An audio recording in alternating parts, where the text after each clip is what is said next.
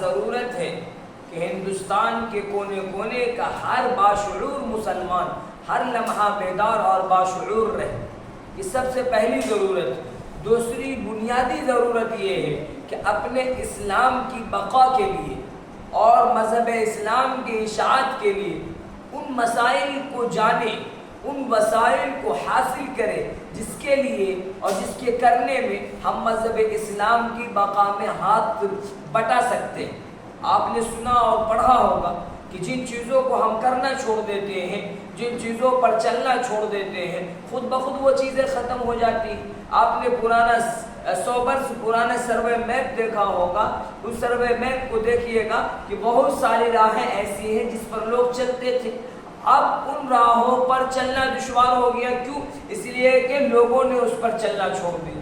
اے لوگوں، آپ مذہب اسلام کے راستے پر اگر چلنا چھوڑ دیں گے، ان راہوں کو اپنانا چھوڑ دیں گے، ان راہوں کو اپ ڈیٹ راستہ بنا دیں گے، تو آپ یاد رکھیے گا کہ مذہب اسلام کی چیزوں کو اور اس کی خوبیوں کو ہم خود بخود کمزور کر لیں، کوئی اور نہیں. اور اگر ہم یہ طے کر لیں اور پختہ ارادہ کر لیں، عزم مصمم کر لیں کہ ہم قانون کو اپنائیں گے، اپنی زندگی میں نافذ کریں گے، قانون وراثت کو، قانون نکاح کو، قانون فسخ کو، قانون ولایت کو، اس کے علاوہ دیگر چیزوں کو جو عائلی زندگی اور شہری اور قومی اور ملکی زندگی میں جو ہمارے قوانین ہیں ہم اپنی زندگی پر نافذ کریں گے، پھر دنیا کی کوئی طاقت، دنیا کی کوئی حکومت کسی دباؤ کے بغیر اور پولیس کی لاٹھی کے چارج کے بغیر ہم مذہب اسلام پر عمل کر سکتے. یہ کوئی دشواری نہیں. ایک بہت بڑے عالم گزرے سیدنا امام بویتی رحمۃ اللہ علیہ، فقہ شافعی کے اس زمانے میں ایک بہت بڑے عالم دین تھے.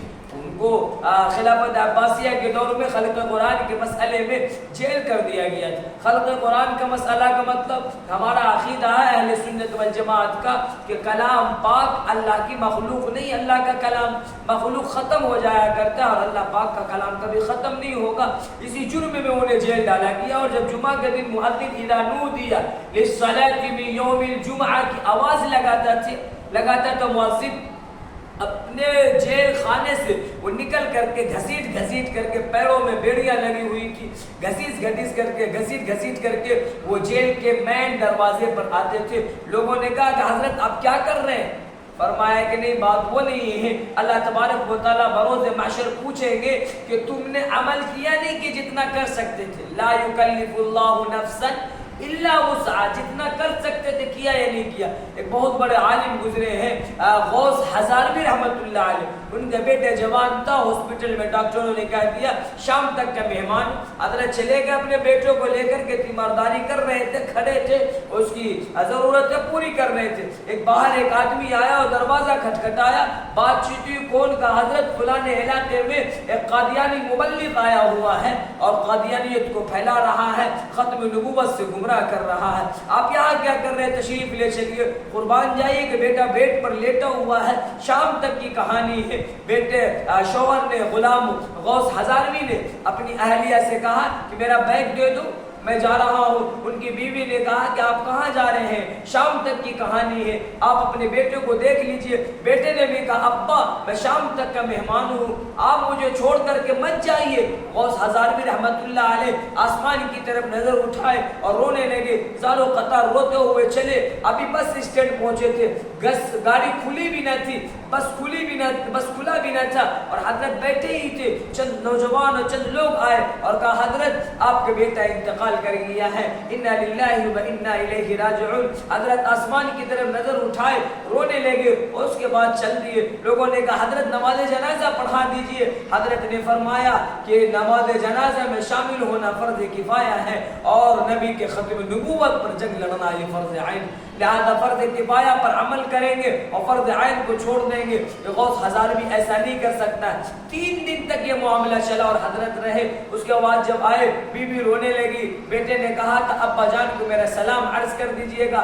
ابا جان قبرستان گئے اور رو کر کے دعا کیا اور کہا یا اللہ ختم نبوت کے صدقے میں میرے بیٹے کو معاف کر دیجئے. رات میں خواب دیکھا اور پوچھا، کہا ابا جان اللہ تعالیٰ نے ختم نبوت کے صدقے میں ہماری بخشش فرما دی. اسی قربان قربانی کی ضرورت ہے، اسی ہمت کی ضرورت ہے، اسی حوصلے کی ضرورت ہے کہ آج طے کر لیں کہ انشاءاللہ ہم اسلام کی بقا کے لیے اور شریعت اسلامیہ کی تحفظ کے لیے جو جماعت، جو تنظیم، جو تحریک اور جو ادارہ اور جو قافلہ اور جو ٹیم کام کر رہی ہے ہم اس کا ساتھ دیں گے اور انشاءاللہ شریعت اسلامیہ کے تمام قوانین کو اپنی زندگی میں نافذ کریں گے۔ اور امام بویدی کی وہ نجی اور شخصی واقعہ، اسی طرح غلام غوث ہزاروی کا جو ایک شخصی واقعہ تھا لیکن پیارے حبیب صلی اللہ علیہ وسلم سے محبت کے نتیجے میں یہ ہماری زندگی میں اور ملی اور قومی زندگی میں اس میں ہمارے لیے عبرت کا سامان موجود ہے۔